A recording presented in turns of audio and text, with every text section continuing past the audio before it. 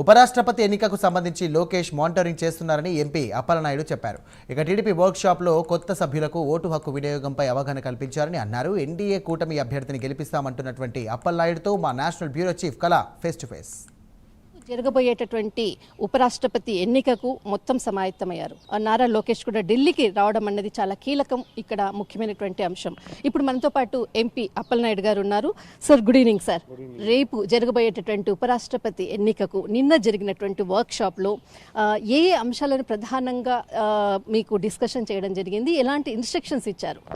ప్రధానంగా కొత్త సభ్యులం కనుక ఓటు హక్కు వినియోగించుకునే విధానం, ఓటు కూడా ఎక్కడ కూడా మిస్లీడ్ కాకుండా, ఎస్పెషల్లీ డిస్టర్బ్ అవ్వకుండా ఎట్లా చేయాలి, బ్యాలెట్ పేపర్ మీద మనం వేసే ఓటింగ్ ఎట్లా వేయాలనేది కూడా మాకు ట్రైనింగ్లు ఇవ్వడం జరిగింది. అభ్యర్థి ప్రకటించిన నుంచి, ఎన్డీఏ కూటమి అభ్యర్థి ప్రకటించిన నుంచి, రాధాకృష్ణన్ గారు ప్రకటన నుంచి కూడా డే బై డే ఎంపీలందరికీ కూడా రాజ్యసభ, లోక్సభ అందరికి కూడా మానిటరింగ్ చేస్తున్నారు.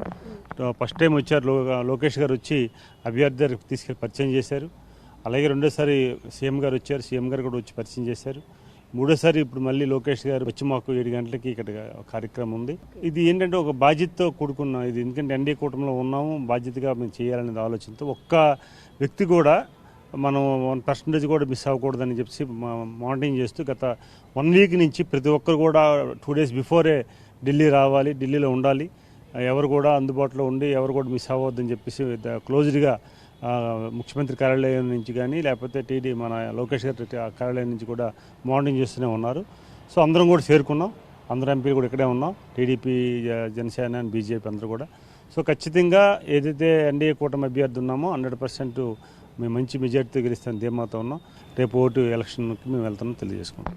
వైసీపీ కూడా ఈసారి ఓటు వేస్తుంది, దీని గురించి మీ కామెంట్ ఏంటి సార్? ఇప్పుడు ఎన్డీఏ కూటమిలో మేము ఉన్నాం కనుక మా బాధ్యతగా మేము చేస్తున్నామా.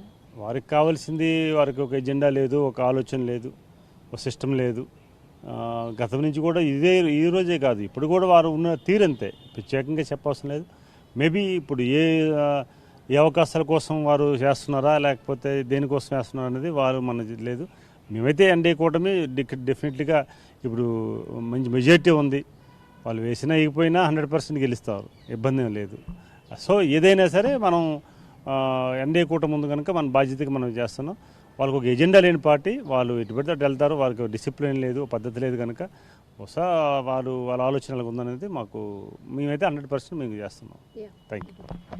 వైసీపీకి ఒక ఎజెండా లేదు అంటే వాళ్ళు ఓటు వేస్తారా లేదా అన్నది అది వాళ్ళ విఘ్నతకు వదిలిపెడుతున్నాం. అయితే వాళ్ళకు ఒక ఎజెండా లేనటువంటి పార్టీ, దాని గురించి నో కామెంట్స్ అంటూ కూడా ఎంపీ అప్పలనాయుడు గారు తెలియజేస్తున్నారు. దిస్ ఇస్ కళా కెమెరామెన్ ధర్మతో ఢిల్లీ.